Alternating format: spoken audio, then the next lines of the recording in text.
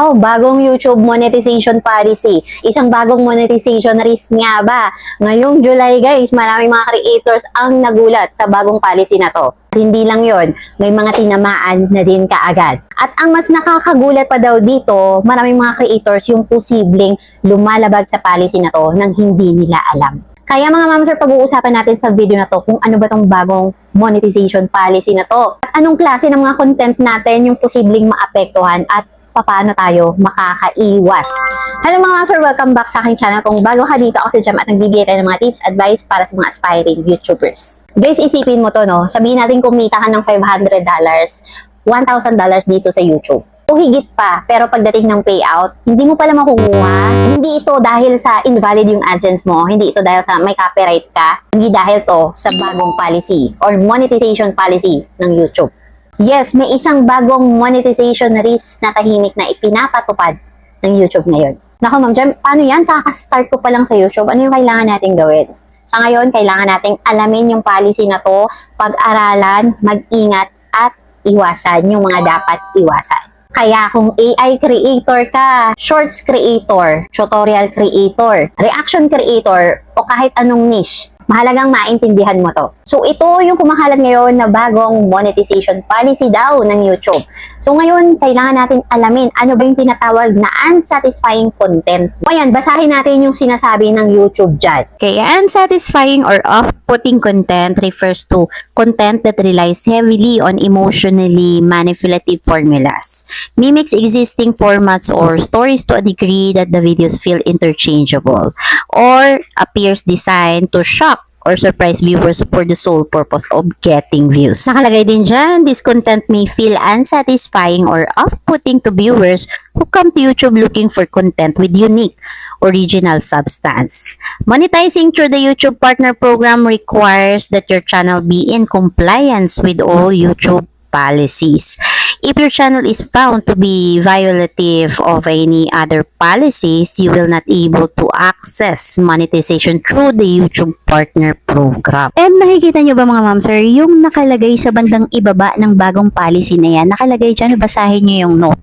Your unpaid earnings may be withheld in accordance with the YouTube Partner Program terms and applicable policies. So, ibig sabihin yan mga ma'am sir, once na-hit tayo ng bagong policy na yan, so, malaki yung chance ma-hold yung earnings natin at hindi tayo makasahod. So parang sinasabi nila na ang content ay maaaring maging emotionally manipulative, disturbing, shocking, nonsensical, at walang sapat na value. and pansinin nyo guys, doon sa last part, di ba? Hindi naman totally sinasabi nila na bawal na yung mga shocking content. Ang problema kasi, maraming mga ganung klaseng video na yung lumalabas ngayon, yung puro nakakagulat na lang pero walang value. Walang sapat na creativity na makita doon sa content. Diba? Yun yung problema eh. Yung shocking lang siya pero walang personal value. Kaya ngayon pag-uusapan natin itong apat na particular na mga content on which is possible na maging target ng bagong policy na to. Unang pattern, manipulative na formula. Ito yung paulit-ulit ang parehong nakakagulat na hook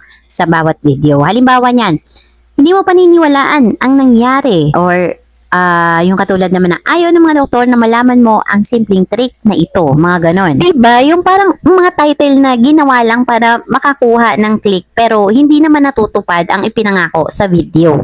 Clickbait kumbaga. Okay, pangalawang pattern, panggagaya sa format. Kapag halos kapareho ng iyong channel ang daan-daang ibang channel sa parehong niche. Okay, para mas malinaw, ito yung mga halimbawa. Pare-parehong stock footage, pare-parehong AI voice, pare-parehong estilo ng title, pare-parehong thumbnail template. Okay, pangatlong content or uri ng content na posibleng maging target ng bagong policy na to, mapagpapalit ng mga kwento. Halimbawa yung mga body cam channels, Reddit stories channels, generic reaction channels. So yan yung mga tipo ng mga content na pwedeng ilagay, di ba, sa kahit alin sa, for example, 1,000 ibang channel na hindi binabago kahit isang frame. Ang apat, puro shock content. Mga video na ginawa lang para gulatin ang manonood at makakuha ng click. And sa totoo lang naman din, dumadami na rin talaga yung mga creator, yung mga content na to dito sa YouTube. Walang malikhaing kwento or walang halagang pang edukasyon 'Diba? Walang original na pananaw or anggulo. And mga ma'am sir, lilinawin ko lang din na hindi sinabi dito mga AI creators lang yung affected nito.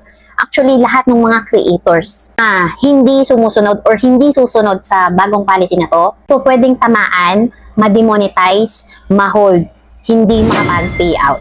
Guys, maraming mga creators yung alam mo, nag-worry ngayon dito sa bagong monetization policy na to. It's very massive. Hindi lang kasi sinabing, okay, yung mga AI content lang yung target ng policy na to or itong monetization risk na to. And these are the other posts na nakita ko sa X. Yan, new YouTube guidelines just dropped. So you can now get demonetized for unsatisfying or off-putting content, whatever that means. And this is the other one. Another day, another decision by Team YouTube that once again show they hate creators.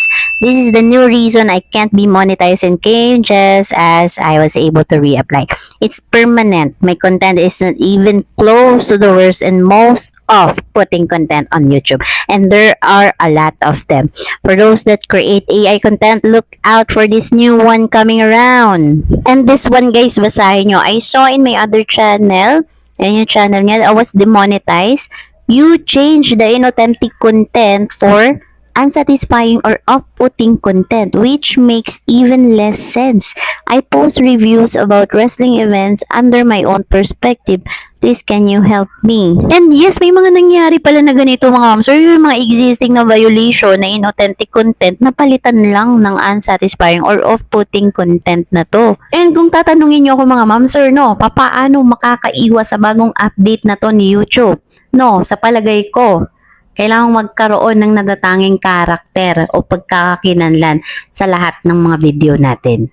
Alam mo yun, yung parehong mukha, parehong boses, parehong setup na mas madaling makikilala ng system ng YouTube na tunay at legit yung channel ng mga content mo. And for me lang para maging unique ka sa paningin ni YouTube, bumuo ng sarili mong paraan ng pagkukwento. So, mas effective yung pagiging expert sa, alam mo yon, may isang topic na, alam mo, nandoon yung expertise mo, or nandoon yung strength mo, yung may sarili kang karanasan or knowledge, di ba? And, mas effective din yung mga investigative o masusing pagtatalakay. No, ano mang magpapahiwalay sa iyong video mula doon sa daang-daang magkakapareho na, magkakaparehas na ng mga content dito sa loob ng platform. Kaya mga ma'am sir, as a YouTube creators, no, as a creators, kailangan talaga, no, most of the time, no, maging flexible tayo, no. Hindi lang physically, pati yung mind natin. So, kailangan maging, maging open-minded tayo. Especially, kailangan marunong tayong mag-adapt. 'Di ba? Kailangan makapag-adapt tayo kaagad, especially pag may mga ganitong bagong policy.